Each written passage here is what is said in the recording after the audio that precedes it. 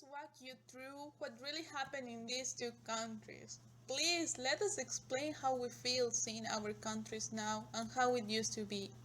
We can remember those days when everybody was happy without even realizing it.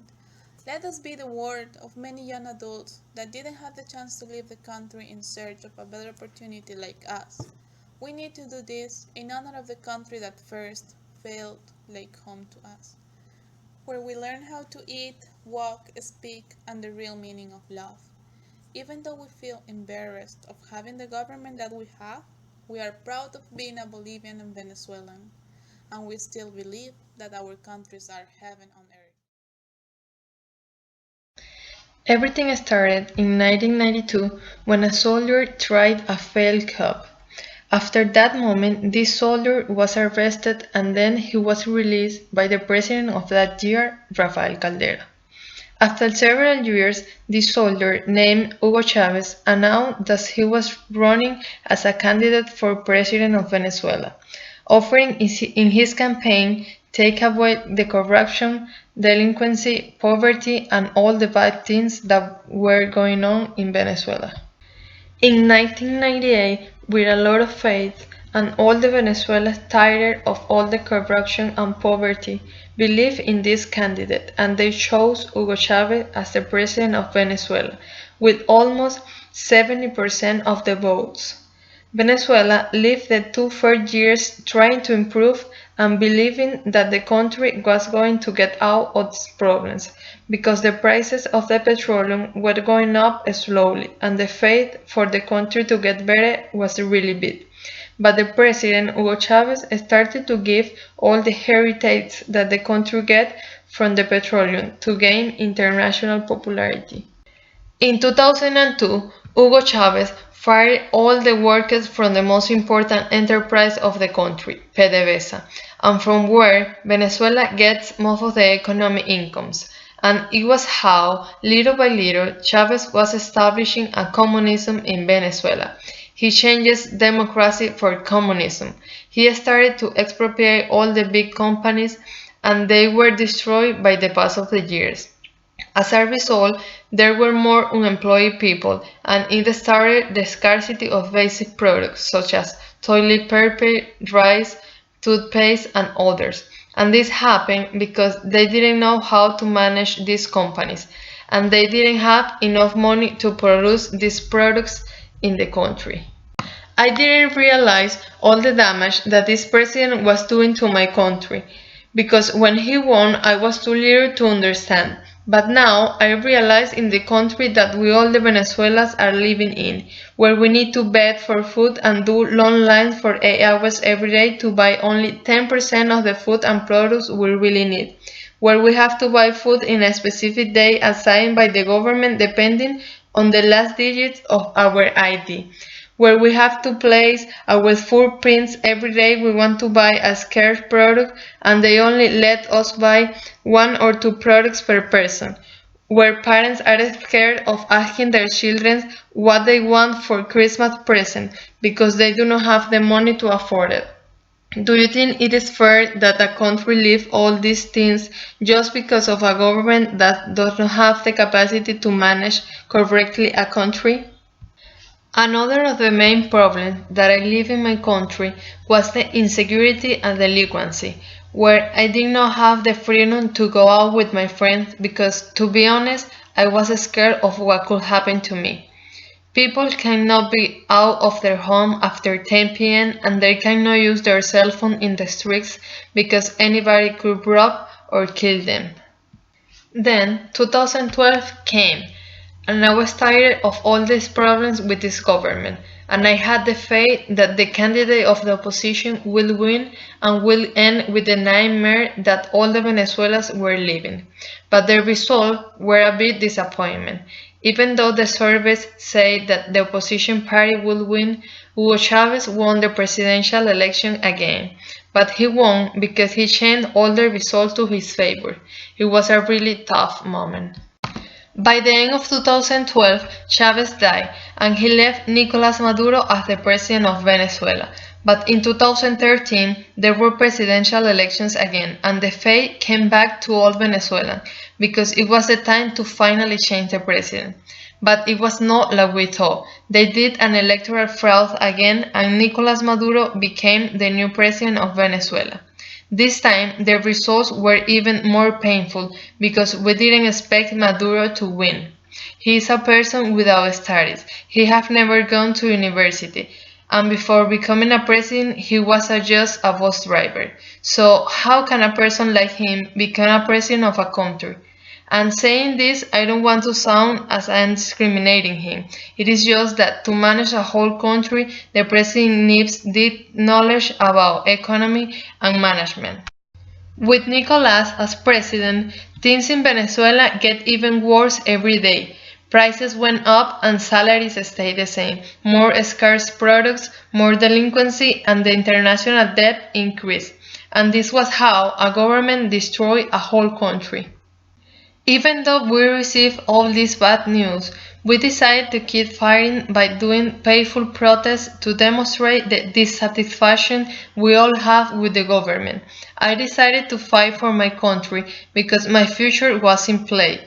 So I went to all protests, but I experienced lots of bad moments because in these protests many students were killed and others were arrested. Some of my friends were injured, and after all this happened, I made the decision of leaving my country because I realized that in Venezuela the students were not respected and there was no future to keep moving forward.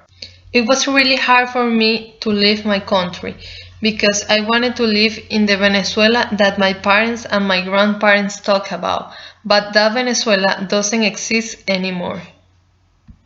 After 17 years with the same government, the last hope was all placed on last Sunday, December 6, in the parliamentary elections, where people traveled from all around the world to Venezuela to vote, where people were willing to do the last long line just to take away this government. All Venezuelans were very optimistic and believing that this was the perfect time to put out this government which had done so much damage to a beautiful country. And finally, good news came to all Venezuelans. We won the parliamentary elections by a huge difference. Now I am so happy that my lovely country will start changing for a better. And I hope that I can come back soon to visit the Venezuela that it was before. The change for a better country is coming soon. Everything started on December 23rd. To be honest, I still remember those days. It was like a nightmare, and I was only 12 years old. I couldn't believe, well, I still can, how one person could plan everything as well as he did. It was a chess game in which everybody was involved in without knowing so. Gonzalo Sanchez de Lozada was the president of Bolivia at that time, and he had just decided to export natural gas to Mexico and United States. But that decision will cost a lot of money to a country that needed so much. The idea wasn't not bad. Perhaps it was even a good idea, but Evo Morales took advantage of that move. Without knowing, in just hours, peasants were surrounding the capital, La Paz, and the leader was Don Evo, which was, well, who still is the voice and the leader of the cocaleros of Chapari. He was the largest producer of coca leaves in Bolivia. He was the person that planned that terror history that was quickly invading my country. He was the one who did everything. He, without a doubt, divided the country. At that moment, he seemed to have the reason, and he was the only voice that was fighting against the government. I think that was why everybody was following him. Days were passing by, and I was scared. I wanted everything to be as it was before. Things were getting worse, and Gonzalo Sanchez de Lozada finally escaped, leaving behind Carlos Mesa as a president. And Evo knew that that was the time to have election, and he wanted to be the first peasant without an education to be elected. 2004 came, and Evo was making more protests and conflicts between people and government. That is when he announced that he was running in the next elections. To be honest, that was a joke for everyone. How a person without studies, a person who paralyzed the country for 3 months, could ever be a president of Bolivia. No one believed that he was going to win, and if he wins, no one thought that he was going to last for 5 years. 2005 came, things were doing well in Bolivia. Evo was doing his campaign, and people were following him as a joke. They wanted to give him power, to realize that things are not as easy as he thought. 2006 was here, and election time arrived, and for the first time in the history of elections, someone won with more than 50% of the votes, which was unusual in a country where no one cared about politics. Well, since he became president, most of the people that vote for him are beating their chest with a stone. Let me tell you, next year will be 10 years of him in government. The worst 30 years of Bolivia. He started his term as a president January 22nd, 2006, which now is the new day of independence of the new country, the plurinational state of Bolivia. It's very funny because the cloth that we used to sew in elections was changing. It was a tiger that took out its claws. The people that were his advisors were terrorists, ex-convicts, peasants that didn't know how to write or even how to read. But Bolivians were calm because for them he would be out by the end of the year. As you know, it wasn't like that. On January 2007, after breaking every rule, after changing one of the best constitutions of South America, people woke up and another civil war was happening after 1 year of his election. My generation was scared. We knew what he was doing. That is why we started peaceful protests in Cochabamba, where he didn't doubt, and he put again business against the middle class. The only class that paid taxes in Bolivia, the class that gave jobs to those people. But why not to be with the president if he promised that he will take all the properties of the people that have more than they need? Why not to fight for the president if he said that he will give you the house that you always wanted? You just have to go in the city and choose one. On January 2007, my cousin died fighting for what he believed, for what I believe in. He wasn't the only one. Many other young adults were beaten with a stone, cut with machetes, and tied with barbed wire. After the Negro Negro, or Black January, everybody knew that Don Evo came to stay. People were scared, and most of them decided to join MAS, which is the political party of Don Evo, and where either you are with them or against them. Things were getting worse. You couldn't express yourself or you were going to jail. You just had to sit and watch. Me, as a teenager, because I was just 15, felt impotent. Because people were bought just for $20 and my future was hanging by a tree. One of those days, people who loved their country made a political party, which was known as the Green, and they were fighting for the autonomy of each state, because they realized that it would be impossible to take out the plague that was invading Bolivia. I joined that group without thinking about it, even though my dad was a command in one city and the president was the commander-in-chief. I knew that my decision would bring some problems, but it was my future in play. Since 2008, the government saw that people were starting to notice the truth, and they started killing the opposition. If they didn't kill the candidate themselves, they would kill someone really close to them, so the candidate will back down. Some of the candidates stayed firm, so they put them to jail. Bolivia was living one of the worst political times. And the massacre of Pando arrived. On that time, in Cobija, the state of Cobija, many people died. People who wasn't from the city, people who ever moved from the past to Cobija just to fight for him.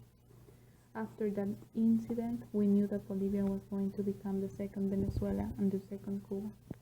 It was hard to see how a country that used to be wonderland was now a jail where people were going to get killed just for saying the truth.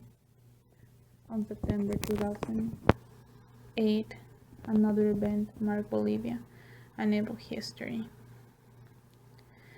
More people were dying, and people were being manipulated by government. By 2009, the government started to change in policies. The inflation started going up and drugs were normal. People start standing in lines for hours just because the government starts selling basic products cheaper and banks start controlling your money. You couldn't have more than what you make, and if you wanted to take out your money, you have to say for what, and it needs to be approved. As a new adult, I will feel frustrated and impotent seeing how people comfort to live a life like that. I had memories from my childhood, and it seems like dreams because now delinquence was normal and being scared was the norm. The next election, no one wanted to live like that again, but Evo's advisors saw something different. Even though everybody voted against him, he won elections again, but with fraud. We weren't surprised, as it was something that we knew would happen. He had changed all powers and he dominated everything, and he also knew how to buy people, so it was normal. By 2012, Bolivia was flooded by drug traffickers because it was the only way to survive in a country where the bread which used to cost 20 cents was now 1 Boliviano and salaries were the same. And this is how in less than 10 years Evo had destroyed my country. He and his people started with nothing and now are millionaires. It is incredible how these people, little by little, bought everything in Bolivia, making their personal bank and their monopoly, forgetting about people, where now the poor is more poor, and the rich is in another country fighting and helping other governments because they can do that in their own country. That is how a country who used to have more than 200 types of potatoes now need to import everything because peasants don't want to work in fields anymore. They just want to have higher status because they believe that everybody can become a president, having Evo as their best example. That is how one person, Don Evo, had to replicate our external debt just to make thousands of soccer fields in little towns of 50 people instead of building hospitals or schools. That is how a person built airports in places where no one's go just to ship out the drug of the people that helped him during his candidacy. It's hard to talk about this, but it is something necessary because I don't want to leave this to my child and my other generation. I always wanted to stay in my country because I used to believe in that. But now, with a broken heart, I have to see everything from outside and just pray asking God for help because I don't want to be the next Venezuela or Cuba. I want to be the Bolivia that I was before. I want to be happy without even knowing. I want to be in a country where everybody respects each other. Only a miracle can do that. Only a miracle can fix this communism distinguished as socialism. Only a miracle can open some eyes that are blinded by an individual interest, forgetting that you don't live alone, that everything that you are doing is messing with other generations, and is killing the future generations even more. Waking up from this nightmare won't be easy, but revolutions aren't peaceful, and it's something necessary that this country needs right now.